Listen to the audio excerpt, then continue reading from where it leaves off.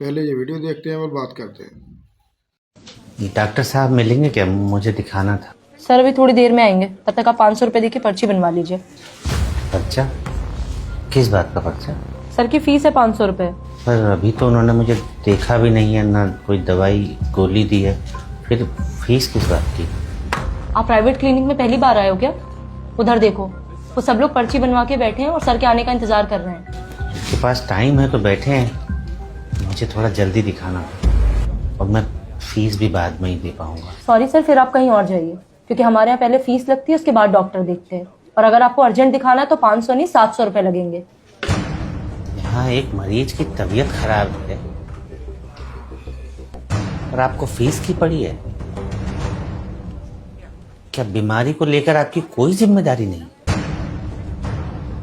या फिर ये सब बस कमाई का जरिया भर है? व्हाट हैपन प्रिया? देखिए ना सर, इन्हें आपको अर्जेंट दिखाना है और फीस मांग रही हो तो कह रहे पहले डॉक्टर देखेंगे तब पैसे दूंगा। बताइए डॉक्टर साहब, मैंने कुछ गलत कहा है क्या? आप अंदर रहिए।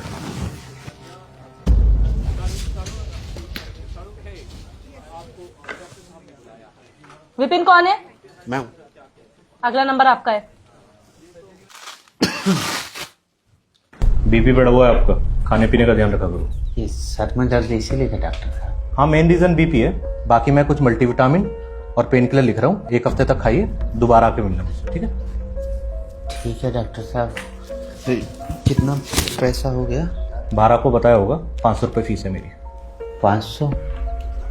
पर हमारे पास तो 300 ही है डॉक्टर साहब, और 20 रुपया रिक्शा का खर्च आने के लिए भी चाहिए होगा। जेब में 300 रुपये लेकर ट्रीटमेंट कराने चले हो और बाहर हंगामा मचा रखा था दुनिया भर का। हमें लगा कि मामूली सर दर्द है, इतने में दवाई और डॉक्टर की फीस आराम से हो जाएगी। मैं कोई लोकल डॉक्टर नहीं हूँ, MBBS हूँ, पता है ना आपको? पता है डॉक्टर साहब, लेकिन ये नहीं पता था कि MBBS डिग्री अच्छा इलाज के लिए नहीं बल्कि अच्छी फीस के लिए होती है। बाहर और भी पेशेंट है, इसलिए बात को यहीं खत्म करो। ये पैसे दो, 20 रुपये देता हूँ तुम्हें।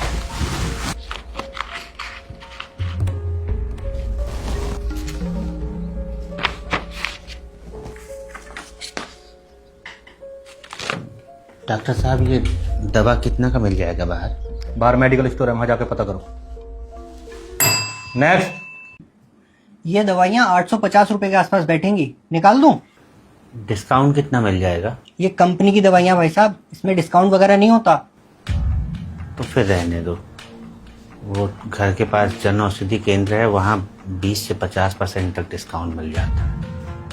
ये लो, तुम चाहे कहीं भी घूम लो, ये दवाइयाँ हमारे मेडिकल स्टोर के अलावा और कहीं नहीं मिलेंगी आपको।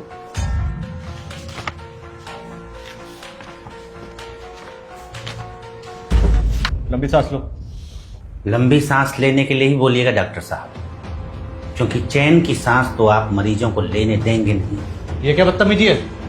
अंदर किसने आने दिया तुम्हें? अंदर आना पड़ा डॉक्टर साहब, ताकि आप जैसे लालची डॉक्टरों की असलियत बाहर ला सको। ये जो आप मेडिकल स्टोर वालों के साथ मिलकर महंगी दवाइयों पर मोटा कमीशन खा रहे हैं ना, शर्म कीजिए, मरीजों की हाय लगेगी। कोई है बाहर? प्रिया, बाहर निकालो इसे। चला जाऊंगा बाहर, लेकिन आज आप लोगों का काला चिट्ठा पूरा खोल कर ही जाऊंगा। सर प्लीज बाहर चलिए, यहाँ भीड़ मत इकट्ठा करिए। छोड़िए मुझे, पहले डॉक्टर साहब की सच्चाई तो सबके सामने ला दूं। ये जो डॉक्टर साहब है ना, जिन्हें आप अपना रक्षक समझ रहे हैं, ये दरअसल दवाइयों पर कमीशन खाने वाले भक्षक हैं। बहुत बोल लिए तुम, अब यहां से बाहर निकल जाओ वरना कंप्लेंट कर दूंगा तुम्हारी। कंप्लेंट? किस बात की कंप्लेंट करेंगे आप? सच का आईना दिखाने की? कंप्लेंट तो आप और आपके जैसे हर उस लालची डॉक्टर की होनी चाहिए जो मरीजों को अच्छी नहीं बल्कि कमीशन वाली महंगी दवाइयां देते हैं। दवा कंपनियों और MR के साथ मिलकर महंगे महंगे गिफ्ट लेकर अपना ईमान बेचते हैं। मेडिकल वालों से साठ गांठ करके गरीब मजदूरों को महंगी कमीशन वाली दवाइयां बेचते हैं। जरा बताइए डॉक्टर साहब, ऐसी कौन सी बीमारी है और ऐसी कौन सी उसकी दवा है जो वहीं मिलेगी जिस मेडिकल स्टोर में आपने मरीज को भेजा है और कहीं नहीं मिलेगी। और मरीज अगर किसी और मेडिकल स्टोर से वह दवा खरीद लेता है, चाहे वो पेटेंट कंपनी की ही क्यों ना हो, आपका मुंह फूल जाता है जैसे कोई नाराज फूफा हो। अब नजरें झुकाने से कुछ नहीं होगा डॉक्टर साहब, सुधर जाइए, वरना करते कुछ हैं और बदनाम सभी डॉक्टर होते हैं। आपकी वजह से वो डॉक्टर भी लपेटे में आ जाते हैं जो ईमानदारी से जन सेवा कर रहे हैं। शर्म कीजिए, हम लोग आपको भगवान का दूसरा रूप मानते हैं डॉक्टर साहब।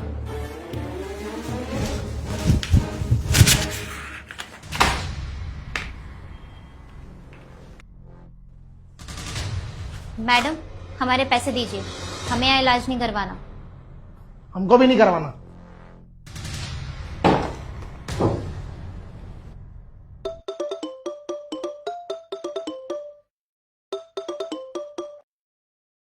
किरण मेडिकल स्टोर से बात कर रहा हूँ डॉक्टर साहब। ये कैसे कैसे पेशेंट भेज रहे हो आप? दवाइयों का रेट पूछ के वापस चले जाते हैं।